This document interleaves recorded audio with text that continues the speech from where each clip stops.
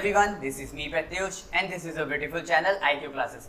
आज हम लोग स्टार्ट करने वाले हैं सॉल्यूशन, लेकिन इन वन शॉट। लेकिन किसके लिए? बोर्ड IC 2024 के लिए। अब देखो, मैंने यहाँ पे इंपॉर्टेंट टॉपिक पहले से इसलिए लिख दिए हैं ताकि आप लोग को ये मालूम होना चाहिए कि अगर आप सॉल्यूशन स्टार्ट कर रहे हो तो कौन से टॉपिक पे आपको सबसे ज़्यादा फोकस करना है। तो देखो, पहला टॉपिक मैंने लिखा हुआ है कॉलिगेटिव प्रॉपर्टी। अब कॉलिगेटिव प्रॉपर्टी में यहाँ पे देखो ईयर भी लिखा हुआ है कि कौन कौन से ईयर में लगातार पूछा गया है। 2023, 19, 18, 17, मतलब 20, 19, 18, 17 लगातार इसमें आया है। और इनफैक्ट हमारा जो स्पेसिमेन पेपर है 2023 और 2024 इसमें भी पूछा गया है। तो अगर अभी आप लोग ने नहीं पढ़ा है तो इसको फटाक से स्टार्ट करें। अब एक हमारे पास आइसोटोनिक है, ऐसे ही हाइपरटोनिक, और एक ऐसे ही हाइपोटोनिक सॉल्यूशन भी है। अच्छा, वॉन्ट ऑफ फैक्टर हमें भी पढ़ना है और डिग्री ऑफ एसोसिएशन और डिसोसिएशन भी पढ़ना है, जो कि हमारा 2023 बोर्ड के पेपर में भी आया हुआ है। तो मैंने पूरा डिटेल डिस्क्रिप्शन के हिसाब से लिख दिया है कि क्या क्या आपको पढ़ना चाहिए। तो अब स्टार्ट करते हैं कि हम लोग को ये सब पढ़ना कैसे। अच्छा, इस सब के ऊपर मैंने ऑलरेडी पर्टिकुलर वाइज मैंने वीडियो बना दिया। अगर आप लोग नहीं देखा तो ऊपर जाके ऊपर यूट्यूब पे IQ क्लास सर्च करके आप लोग देख सकते हैं। यहाँ पे बात करते हैं कि मोल फ्रैक्शन होता क्या है। देखो, ये मोल फ्रैक्शन, मोलैलिटी और मोलैरिटी, ये हमारे सारे क्या है? ये हमारे हैं सारे के सारे कंसंट्रेशन टर्म्स। क्या है? Concentration terms. अब हर एक हमारी कॉलिगेटिव प्रॉपर्टी में कोई ना कोई कंसंट्रेशन टर्म यूज हुई है, तो इसीलिए हम लोग को इनको भी पढ़ना बहुत ज़्यादा ज़रूरी है। अगर हम लोग बात करते हैं मोलैलिटी की, मोलैलिटी को हम लोग रिप्रेजेंट करते हैं स्मॉल m से, मोलैलिटी। ठीक है, अब इसको लिखते कैसे हैं? ये भी हमारे किस पे डिपेंड करती है? नंबर ऑफ मोल्स पे। तो यहाँ पे हो जाएगा number of moles of solute. किस पे डिपेंड करेगी? Number of moles of solute पे। अपॉन में क्या हो जाएगा? यहाँ पे अपॉन में हो जाएगा mass of solvent in KG. Mass of solvent in KG, जैसे कि यहाँ पे देखो लिखा हुआ है number of moles of solute upon mass of solvent in KG. अगर केजी में है तो हम लोग 1000 से मल्टीप्लाई नहीं करेंगे। अगर ग्राम में है तो हम लोग इसको 1000 से मल्टीप्लाई करेंगे, क्योंकि हमें इसको कन्वर्ट करना होगा केजी में। तो जैसे यहाँ पे भी, ठीक है। तो मोलैरिटी हमें समझ आ गया। देखो, अगर भूल जाते हो तो इतना ध्यान रखना कि ऊपर मोल है और नीचे केजी है, और केजी में हमेशा मास होता है और ऊपर नंबर ऑफ मोल्स है। अगर इतना हमें ध्यान है तो ये मोलैरिटी ही होगा। ठीक है। अब इसी की जगह ऊपर अगर मोल है और नीचे अगर लीटर है तो ये हमारा मोलैरिटी होगा। क्या होगा? मोलैरिटी। ये हमारा क्या होगा? मोलैरिटी। बस इतना अगर ध्यान है तो बाकी सब कुछ अपने आप फिनिश हो जाएगा। अच्छा, अब बात करते हैं मोल फ्रैक्शन की। हमारे पास मोल फ्रैक्शन क्या होता है? देखो, मोल फ्रैक्शन का सिंपल से इतना टर्म है कि ऊपर मान लेते हैं मेरे पास क्या कहते हैं 3 नंबर ऑफ मोल्स है। एक A है, एक B है और एक C है। मुझे A के नंबर ऑफ मोल्स निकालने हैं, तो उसको कैसे निकालेंगे? तो कुछ नहीं करना है, ऊपर A का रखो, नीचे तीनों को रख दो। नीचे उसका एक तरह से जैसे एवरेज निकालते हैं ना, बस वैसे ही ऊपर एक सिंगल का रखा, नीचे टोटल नंबर ऑफ मोल्स, बस नंबर मोल फ्रैक्शन हमारा आ गया। मोल फ्रैक्शन को हम लोग डिनोट करते हैं जाई से, यानी हम लोग x से बोल सकते हैं, तो हम लोग इससे इसको डिनोट करते हैं। जिसका निकालते हैं उसका मोल फ्रैक्शन, ऊपर और नीचे सबके नंबर ऑफ मोल्स, बस सिंपल। हमने लिखा था ना कॉलिगेटिव प्रॉपर्टी, तो कॉलिगेटिव प्रॉपर्टी में हमारे पास क्या आता है? RLBP आता है, डिप्रेशन इन फ्रीजिंग पॉइंट आता है, एलिवेशन इन बॉइलिंग पॉइंट आता है, और हमारा ऑस्मोटिक प्रेशर आता है। तो ये चीजें हमारी आती हैं, इनको भी देख लेते हैं फटाक से। अब यहाँ पे बात करते हैं राउल्ट्स लॉ की। देखो, Raoult's law, basically Raoult's law है क्या? राउल्ट्स लॉ सिर्फ वॉलेटाइल लिक्विड, मैं यहाँ पे क्लियर कर देता हूँ। देखो, ध्यान रखना, क्योंकि ये वन शॉट चल रहा है, तो यहीं से आप लोग की सारी क्वेरीज और ज्यादा क्लियरली होंगी। यहाँ से देखो, हमारे पास एक वॉलेटाइल लिक्विड होता है, एक नॉन वॉलेटाइल होता है। एक वॉलेटाइल होता है, एक नॉन वॉलेटाइल होता है। वॉलेटाइल वो होता है जिसकी वेपर्स फॉर्म होती हैं, जिसमें क्या होता है? वेपर्स फॉर्म होती हैं। और नॉन वॉलेटाइल क्या होता है? जिसमें वेपर्स फॉर्म नहीं होती हैं। मतलब वॉलेटाइल लिक्विड और एक नॉन वॉलेटाइल लिक्विड होगा, वॉलेटाइल लिक्विड और एक नॉन वॉलेटाइल लिक्विड है। तो इन दोनों केसेस के ऊपर किसने स्टडी करी है? राउल्ट्स लॉ के ऊपर किसने स्टडी करी? राउल्ट्स लॉ ने स्टडी करी। अच्छा, तो उन्होंने कहा है कि हमारा जो वेपर प्रेशर होगा वो इक्वल होगा किसके? मोल फ्रैक्शन के। अब ये कैसे? मतलब यहाँ पे ये है, एक बात यहाँ पे थोड़ा सा ध्यान देना, मैं राउल्ट्स लॉ समझा रहा हूँ। कौन सा? हमारा जो आइडियल यानी हमारे पास वोलेटाइल लिक्विड का। यहाँ पे जैसे मान लेते हैं मेरे पास एक ये कंटेनर है, एक ए एक बी कंटेनर है, ठीक है। और मैंने इसमें क्या किया, मतलब मेरे पास इसमें ए के मॉलिक्यूल्स थे, मेरे पास इसमें बी के मॉलिक्यूल्स हैं। अच्छा, ए के मॉलिक्यूल है, सिर्फ बी के मॉलिक्यूल है, इसमें प्योर लिक्विड ए है, इसमें प्योर लिक्विड बी है। मतलब मेरे पास ये पार्शियल प्रेशर ऑफ ए है और जो उसके क्या बन रहे हैं, वेपर्स बन रहे हैं, तो मैं उसको बोल देता हूं प्योर वेपर प्रेशर ऑफ ए। यहाँ पे क्या होगा, प्योर वेपर प्रेशर ऑफ क्या होगा, बी होगा, यही होगा, ठीक है। अब मैंने इनको क्या किया, मिक्स कर दिया और मैंने इस कंटेनर में रख दिया, यानी यहाँ पे ए भी है, यहाँ पे बी भी है, यहाँ पे ए भी है और यहाँ पे बी भी है। अच्छा, अगर दोनों ही वॉलेटाइल हैं, अगर दोनों ही वॉलेटाइल हैं तो ऊपर दोनों के वेपर्स बनेंगे, यानी यहाँ पे जो वेपर प्रेशर होगा वो P not A comma P naught B, यहाँ पे किसका होगा, यहाँ पे दोनों के वेपर प्रेशर होंगे। सिंपल, तो यहाँ तक क्लियर हुआ।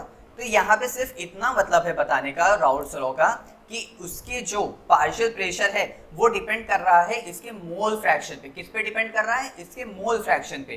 तो इन्होंने क्या किया, जो हमारा मोल फ्रैक्शन है, जैसे ये पार्शियल प्रेशर ऑफ ये P है हमारा, और किसके मोल फ्रैक्शन, मतलब किसके डायरेक्टली प्रोपोर्शनल है, ये मोल फ्रैक्शन के डायरेक्टली प्रोपोर्शनल है, ठीक है।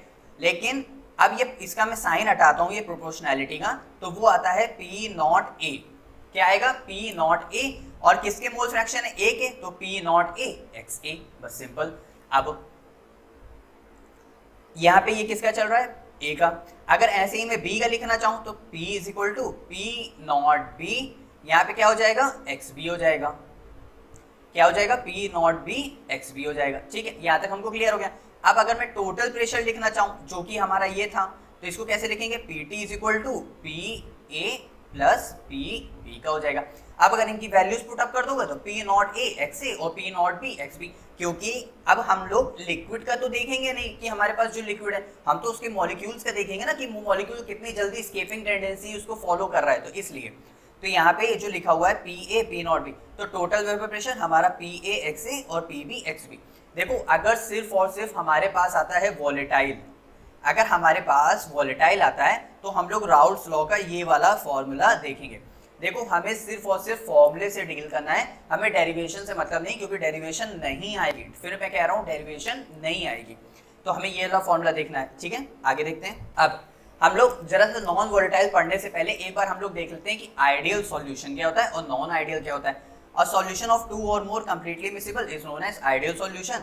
It obeys Raoult's law. अब देखो, एक टर्म और यहाँ पे ध्यान रखना, आइडियल सॉल्यूशन वो सॉल्यूशन होते हैं जो राउल्ट्स लॉ को फॉलो करते हैं, फॉलो राउल्ट्स लॉ, या फिर इट ओबेज राउल्ट्स लॉ। और नॉन आइडियल वो होते हैं जो राउल्ट्स लॉ को फॉलो नहीं करते, it does not obeys Raoult's law, जैसे कि यहाँ पे लिखा हुआ है, it which do not obeys Raoult's law. समझ आया? तो आइडियल सॉल्यूशन कौन हुए, जो राउल्ट्स लॉ को फॉलो करेंगे, नॉन आइडियल कौन हुए, जो राउल्ट्स लॉ को फॉलो नहीं करेंगे, ठीक है। आगे देखते हैं। अब क्या ideal solution non ideal solution पूछा जाएगा? नहीं, वो पूछता है इनके एग्जाम्पल, आपको 4 एग्जाम्पल दे देगा और पूछेगा कि बताओ इसमें से नॉन आइडियल कौन है, आइडियल कौन है। तो देखो, नॉन आइडियल आइडियल पहचानने का सबसे इजी तरीका है कि जो एक फैमिली जैसे दिखे, मतलब जिनका थोड़ा सा प्रोनाउंसिएशन एकदम क्या हो, सेम हो, जिनका प्रोनाउंसिएशन क्या हो, थोड़ा बहुत सेम हो, तो उसमें जैसे n hexane, n heptane, benzene, toluene, chlorobenzene, bromobenzene, तो थोड़ा बहुत सेम प्रोनाउंसिएशन क्रिएट हो रहा है, तो यहाँ पे इसको हम लोग क्या बोलेंगे, आइडियल सॉल्यूशन। क्या बोलेंगे, आइडियल सॉल्यूशन। अब आइडियल सॉल्यूशन तो हो गया है। अगर एक बात बताओ, हमारे पास तो 2 ही टाइप के सॉल्यूशन है, एक आइडियल एक नॉन आइडियल। यार, उसमें हम लोग ने आइडियल के एग्जांपल देख लिए, तो बचे हुए हमारे पास क्या होंगे, हमारे पास नॉन आइडियल होंगे। तो क्या नॉन आइडियल याद करना पड़ा? नहीं। आगे देख, यहाँ पे देखते हैं। जैसे अगर आप लोग को वाटर के साथ कुछ भी मिले या फिर एसीटोन और CCl4 के साथ कुछ भी मिले, हमेशा क्या होगा, नॉन आइडियल। हमेशा क्या होगा, नॉन आइडियल। चलो आगे देखते हैं। अब यहाँ पे बात करते हैं हम लोग Raoult's law for non volatile. देखो, मैंने फिर कहा हम लोग को डेरिवेशन पे नहीं जाना है, हम लोग को डेरिवेशन पे नहीं जाना है, हम लोग को Raoult's law for non volatile के लिए देखना है। अब नॉन वोलेटाइल के लिए हमारे पास एक फॉर्मूला है, वो रहा ये इसको हम लोग लिखते हैं X solute is equal to P naught minus P upon P naught. तो ये हमारे पास क्या है, vapour pressure of pure liquid. ये हमारे पास क्या है, vapour pressure of pure liquid. ये हमारे पास क्या है, पार्शियल वेपर प्रेशर और मोल फ्रैक्शन जिसका vapour pressure of pure liquid चल रहा होगा। तो इसको हम लोग बोलते हैं RLVP। तो आप लोग को सिर्फ और सिर्फ यही फॉर्मूला ध्यान रखना है यार, इसके अलावा बोर्ड एग्जाम में कुछ भी नहीं आएगा। देखो लास्ट टाइम रिवीजन चल रहा है, अगर मान लेते जैसे कल पेपर है तो बच्चा क्या डेरिवेशन पूरी रटने बैठेगा, नहीं। तो उसको ये सिर्फ फॉर्मूला याद रखना है, उसको खाली इतना ध्यान रखना है क्वेश्चन में वो आप लोग को नॉन वोलेटाइल लिख के जरूर देगा। मतलब वो क्वेश्चन में आप लोग को नॉन वोलेटाइल लिख के देगा ही देगा। अगर उसने नॉन वोलेटाइल लिख के दिया है इसका मतलब हमारे पास यही फॉर्मूला हम लोग को लगाना है और कुछ नहीं। मोल फ्रैक्शन आप लोग को निकालना आता है। मान लेते हैं ए का था तो ऊपर ए का रखा, नीचे NB प्लस Na रख दिया इज इक्वल टू यहाँ पे ए का रखेंगे और प्लस मतलब ये सॉरी यहाँ पे बस, और यहाँ पे पी नॉट ए कर दिया क्योंकि हमको किसका चाहिए था, ए का चाहिए था, तो हम लोग ने ए का रख दिया। सिंपल। तो फॉर्मूले हम लोग को रटने नहीं जाना है, हम लोग को डायरेक्ट इसी फॉर्मूले से ही आगे प्रूव कर देना है। आगे देखते हैं। अब हमारे पास एक और कॉलिगेटिव प्रॉपर्टी है, वो है हमारे पास डिप्रेशन इन फ्रीजिंग पॉइंट। अगर आप लोग को इसको पूरा डिटेल में समझना है तो मैंने इसकी ऑलरेडी एक वीडियो बना रखी है जिसको मैंने पूरा डिटेल में समझाया हुआ है, तो आप लोग वहां पे देख सकते हैं। ये पूरा वन शॉट चल रहा है तो इसको पूरा हम लोग डिटेल में नहीं जाएंगे, हम लोग समझेंगे कि हम लोग को बोर्ड में मार्क्स कैसे लाने, क्योंकि हमारा मेन फोकस 12th ISC है। यहाँ पे ध्यान देते हैं, डिप्रेशन ऑफ फ्रीजिंग पॉइंट। देखो डिप्रेशन ऑफ फ्रीजिंग पॉइंट क्या है, फ्रीजिंग पॉइंट यानी डिप्रेस होगा, फ्रीजिंग पॉइंट कम होगा। हमारे पास फ्रीजिंग पॉइंट को लिखने का तरीका है डेल्टा TF। किससे लिखते हैं, डेल्टा TF। इसके दो फॉर्मूले हैं, हमें दोनों फॉर्मूले बहुत अच्छे से ध्यान रखना है।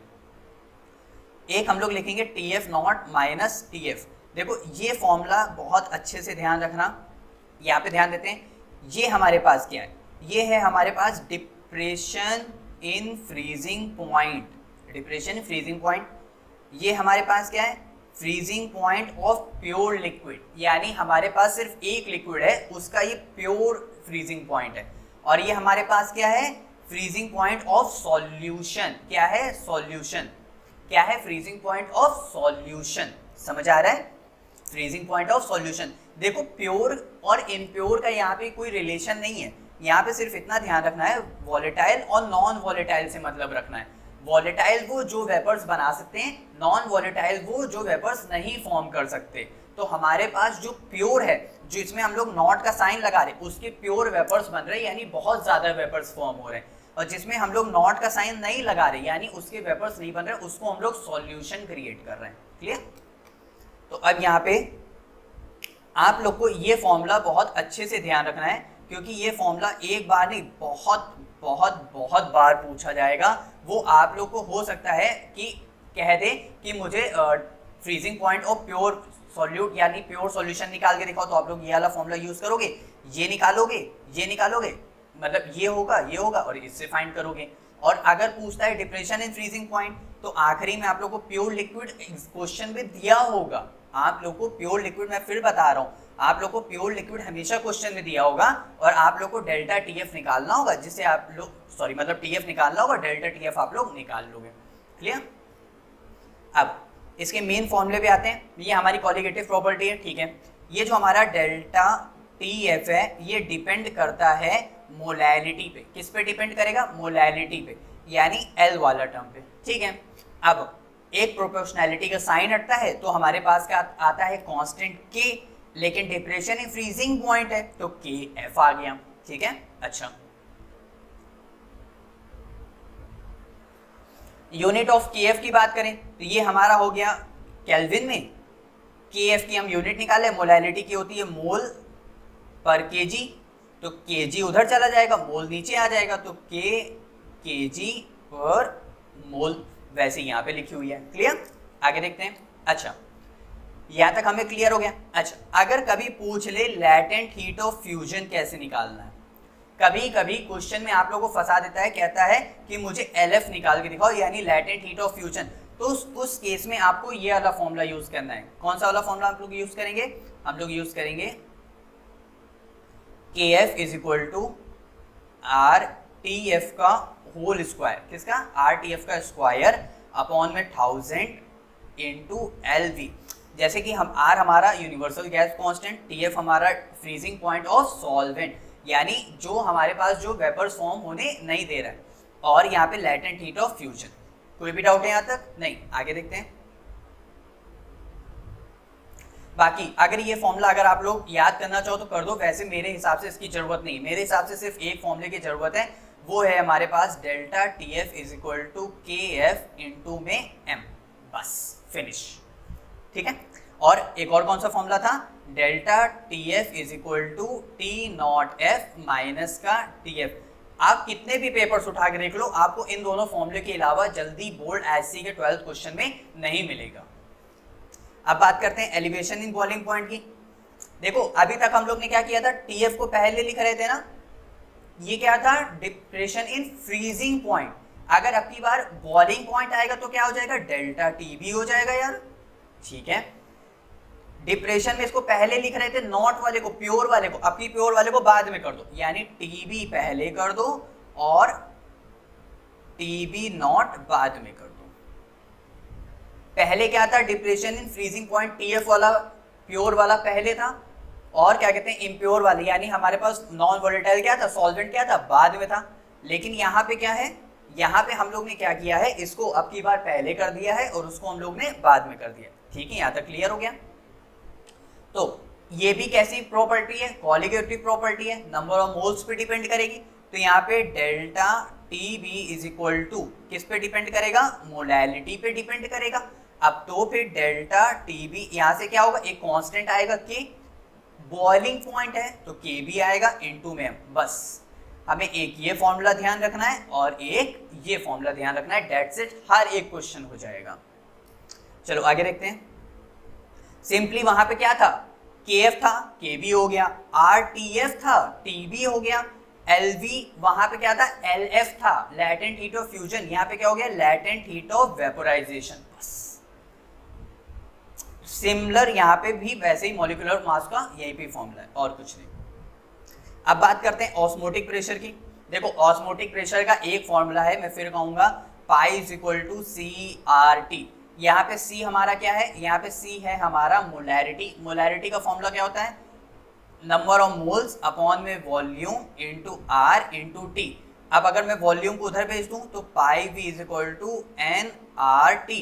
अब ये पाई क्या है? पाई क्या है? पाई क्या है? पाई हमारा प्रेशर है, तो यानी PV is equal to nRT, ideal gas equation. समझ आए?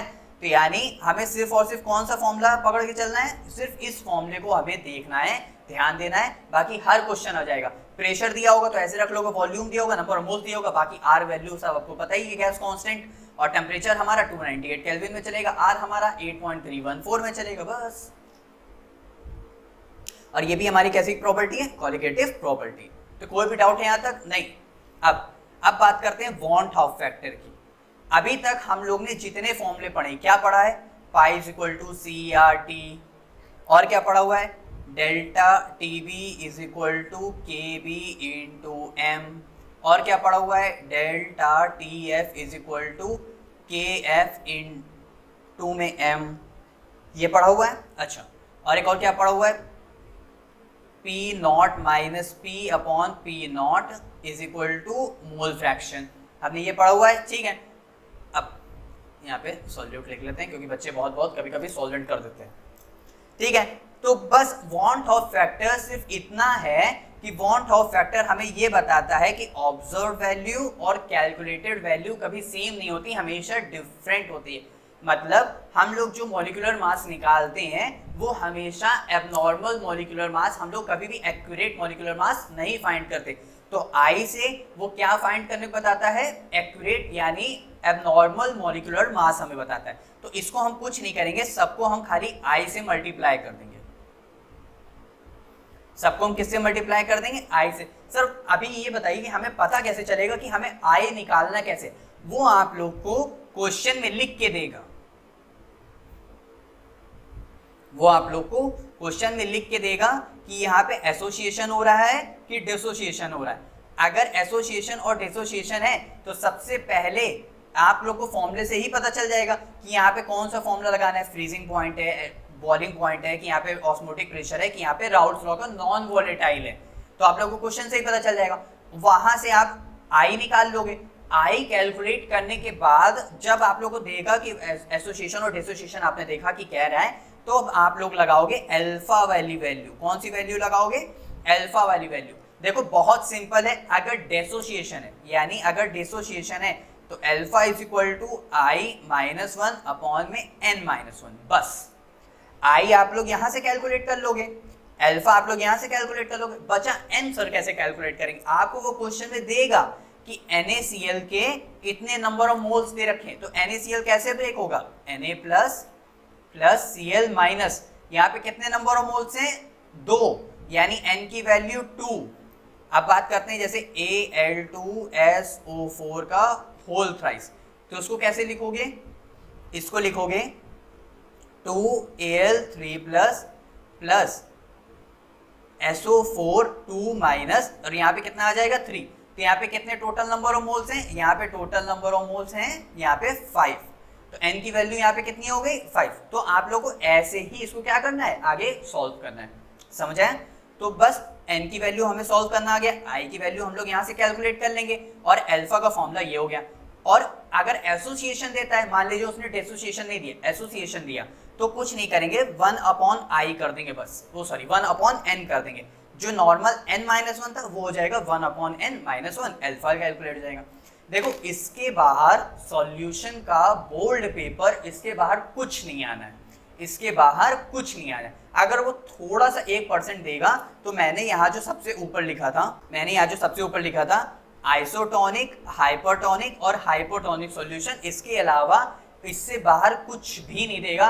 पूरा सॉल्यूशन का बेस डायरेक्ट फॉर्मूला बेस्ड रहेगा। जो मैंने आप लोग को फॉर्मूले अभी बताए हैं, इन्हीं फॉर्मूले पे बेस्ड रहेगा, चाहे वो राउल्ट्स लॉ का वॉलेटाइल हो, चाहे नॉन वॉलेटाइल हो। वॉलेटाइल तो बहुत ईजी है यार, Pa प्लस Pb, और नॉन वॉलेटाइल भी बहुत ईजी है, ऊपर प्योर माइनस सॉल्वेंट अपॉन में प्योर हो जाएगा, is equal to mole fraction of solute पे डिपेंड कर रहा था।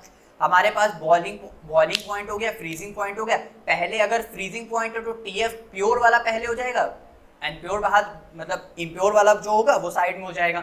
और हमारे पास अगर बात करते हैं किसकी, कहाँ गया, बॉइलिंग पॉइंट की, तो प्योर वाला पहले हो जाएगा, मतलब बाद में हो जाएगा, और इम्प्योर वाला हमारा पहले हो जाएगा। तो ये हमारा हो गया एक ये फॉर्मूला, इसके अलावा कोई फॉर्मूला नहीं लगेगा। बहुत रेयर केस है कि वो ये वाला फॉर्मूला दे दे, लेकिन फिर भी हमें याद हो गया। अच्छा, KF is equal to R gas constant TB का स्क्वायर अपॉन में 1000 इंटू LV। अगर B है तो LV, अगर F है तो LF, सिंपल। और ऑस्मोटिक प्रेशर की बात करें तो pi is equal to CRT, बस। और बाकी अगर वॉन्ट ऑफ फैक्टर की बात करेंगे तो सबको I से मल्टीप्लाई कर देंगे। वॉन्ट ऑफ फैक्टर हमें पता कैसे चलेगा? क्योंकि क्वेश्चन में हमें एसोसिएशन और डिसोसिएशन उसने दे के रखा होगा, उससे हम लोग आइडेंटिफाई कर लेंगे कि यहाँ से वॉन्ट ऑफ फैक्टर की हमें वैल्यू लगा करके हमें आगे प्रोसीड करना है। क्लियर? मिलते हैं नेक्स्ट वीडियो में नेक्स्ट बोल्ड चैप्टर के साथ। कौन सा? इलेक्ट्रोकेमिस्ट्री। Bye bye.